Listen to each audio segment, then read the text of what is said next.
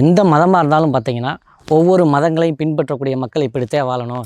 இந்தந்த முறைகளை பின்பற்றி, இந்தந்த நெறிகளை பின்பற்றி தான் வாழணும் அப்படின்னு ஒரு வரையறை இருக்குது. இப்போ சட்டம் படித்த மனிதர்கள் பார்த்தீங்கன்னா, ஒரு வக்கீல் பார்த்தீங்கன்னா, ஒரு இந்திய அரசியலமைப்பு சட்டத்தை முழுசா கற்றுக்கிட்ட ஒரு மனிதனாக இருந்தால், ஒரு நிரபராதியை கூட குற்றவாளியாக மாற்ற முடியும். ஒரு குற்றவாளியை கூட நிரபராதியாக ஆக்க முடியும். அந்த அளவுக்கு அவங்களுக்கு அதில் ஒரு ஞானம் இருக்கும். சட்டத்தில் இருக்க அதில் உள்ள ப்ளஸ்ஸு, மைனஸு இது எல்லாமே அவங்களுக்கு தெரிஞ்சிருக்கு. அதன் மூலியமாக அவங்கள காப்பாற்றிருவாங்க. அந்த மாதிரி பார்த்திங்கன்னா, நம்மளுடைய இந்து தர்மத்தில் நம்ம ரிக், யஜூர், சாம, அதர்வன இந்த வேதங்களில் பார்த்திங்கன்னா, ஒரு மிகப்பெரிய எப்படி சொல்கிறது, யார் என்ன தப்பு செஞ்சாலும் அதுலேருந்து ஈஸியாக தப்பிச்சுக்கலாம். அந்த மாதிரி ஒரு மந்திரம் இருக்குது.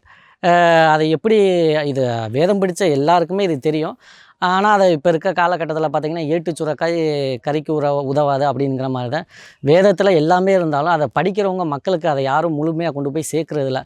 வெறும் கல்யாணத்துக்கு போகிறது, இல்லை இப்போ கிரகப்பிரவேச ஹோமம் பண்ணுறது, இல்லை இறந்ததுக்கு போய் இது பண்ணுறது, கருமாதிக்கு போகிறது, இந்த மாதிரி சில ஹோமங்களுக்கு மட்டும் போய் தங்களுடைய பண தேவைகளுக்காக மட்டுமே அந்த வேதத்தை யூஸ் பண்ணிக்கிட்டே இருக்காங்களே தவிர, அதிகபட்சம் என்ன ஒரு கோயில் கும்பாபிஷேகம், அதை தவிர்த்து வேறு எதுவும் பெருசாக அவங்க வேதத்தை யூஸ் பண்ணுறதில்ல. ஆனால் வேதத்தில் ஒரு மனிதனுடைய சாதாரண அடிப்படை தேவையிலேருந்து ஒரு கடவுள் நிலைக்கு அடைவதற்கான அனைத்துமே வேதத்தில் சொல்லப்பட்டிருக்கு. அது வேதம் படித்தவங்க யாரும் முறையாக அதை படிச்சிருந்தால் அவங்களுடைய வாழ்க்கை நிலையை உயர்ந்திருக்கும். அதை வச்சு மக்களுக்கும் நல்லது பண்ணியிருக்கலாம்.